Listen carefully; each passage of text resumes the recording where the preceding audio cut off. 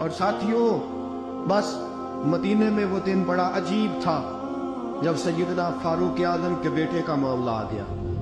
آج 60 سال کا بوڑھا عمر ابو شامہ حضرت عمر کے صاحبزادے یہودیوں نے سازش کر کے انہیں نبیذ پلا دی۔ نبیذ جائز تھی، نبیذ کیا کہ شراب پلا دی۔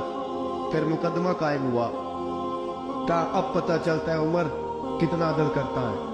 سیدنا فاروق اعظم کے پاس گواہ آئے، صاحبزادہ اندر کھانا کھا رہا تھا، فاروق اعظم نے گریبان سے پکڑا، کھینچ کے لائے، فرمایا ابو شامہ چل، تو نے شراب پی ہے، تجھے کوڑے مارے جائیں گے، تیرے لیے 100 یا 80 کوڑوں کی سزا تیاری کر لے۔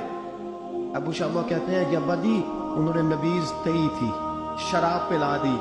فرمایا تو نے پی کیوں؟ تو نے پی کیوں؟ بڑے بزم میں بار شیر مسجد نبوی کا فاروق اعظم، اولاد تو بزدل کر دیتی ہے نا بندے کو، اولاد تو کمزور کر دیتی ہے۔ آج مدینے نے عجیب ماجرا دیکھا، حضرت فاروق اعظم کی زوجہ روتی ہوئی آئی، کہنے لگی حضرت جی میرا لخت جگر ہے، ایک کوڑے کے بدلے پیدل حج کروں گی، ایک کوڑے کے بدلے صدقہ اور خیرات کروں گی، میرا بیٹا غلطی کر بیٹھا ہے، یہ کام نہ کرے۔ آپ نے فرمایا تو مجھے کہتی ہے میں یہ کام نہ کروں، تیرے ہاتھ اور تیرے کوڑے کیا کرتے، تیرے ہاتھ اور صدقے کیا کرتے ہیں؟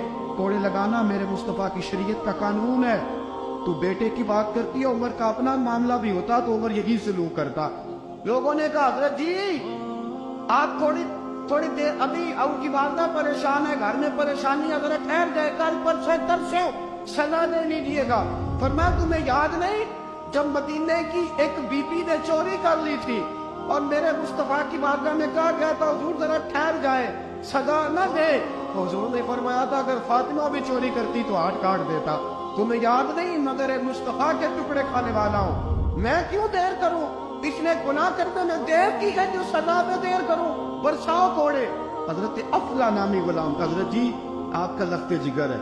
فرمایا لخت جگر نہ دیکھ، مصطفیٰ کا قانون دیکھ، میرا بیٹا نہ دیکھ، مصطفیٰ کے قانون کا قیام ضروری ہے۔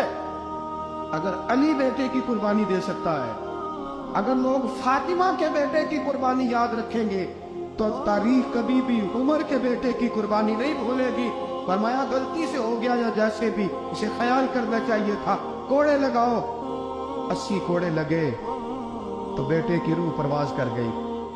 جب جوان بیٹا کسی کا، کوثر نیازی نے کہا تھا باپ کا جنازہ اٹھانا بڑا آسان پر بیٹوں کے جنازے اٹھانے بڑے مشکل ہیں۔ جب فاروق اعظم کو بیٹے کا انتقال ہوا، بیٹے نے آنکھیں کھولی، باپ کی طرف دیکھا تو سیدنا فاروق اعظم عدل و انصاف، 2 آنسو آنکھوں میں آئے، کہ بیٹا حضور سے جا کے کہنا کہ عمر نے بیٹا نہیں دیکھا، کا تیرا قانون دے، جا کے حضور سے میرا پیغام دینا۔ حضرت ابو شامہ رضی اللہ تعالیٰ عنہ وصال کر گئے۔ تاریخ کیسے کیسے منظر ازالت الخلفاء شاہ ولی اللہ کی بطور حوالہ پیش کر ہوا۔ حضرت ابو شامہ کا وصال ہو گیا، 20 کوڑے باقی تھے۔ لوگوں نے حضرت جی آپ کیا کرنا ہے؟ فرمایا اس کا جنازہ پڑھو، اسے قبر میں دفن کرو، باقی 20 کوڑے اس کی قبر پہ مارو، اس کی قبر پہ 20 کوڑے مارو۔ کا حضرت جی ایسا بھی ہوتا ہے؟ فرمایا اس لیے ایسا ہوتا ہے کہ یہ میرے مصطفیٰ کا قانون ہے، میری اولاد کا معاملہ ہے تو میں درگزر کروں۔ فرمایا مارو کوڑے۔ حضرت سیدنا حذیفہ بن یمان فرماتے فاروق اعظم بیٹے کی قبر پہ کھڑے تھے، داڑھی آنسوؤں سے بھری ہوئی تھی، میں دوڑا ہوا آیا، میں نے کہا عمر نہ رو، آج خواب رات تیرے بیٹے کا جنازہ تھا، جنازہ پڑھ کے سویا ہوں تو خواب میں مجھے رسول پاک کی زیارت نصیب ہوئی ہے۔ نبی پاک خواب میں تھے تو 2 سبز غلے تیرے بیٹے کو پہنا رکھے تھے اور رسول پاک کی بغل میں کھڑا تھا۔ حضور نے فرمایا عمر کو جا کے کہنا کہ تو نے بیٹا پاک کر کے بھیجا تھا، اللہ نے جنت کے سارے دروازے کھول دیے ہیں۔ اللہ نے عمر کو میرا سلام کہنا اور اسے کہنا عمر تیرا حدود اللہ قائم کرنا خدا کو بھی پسند ہے، مصطفیٰ کو بھی پسند۔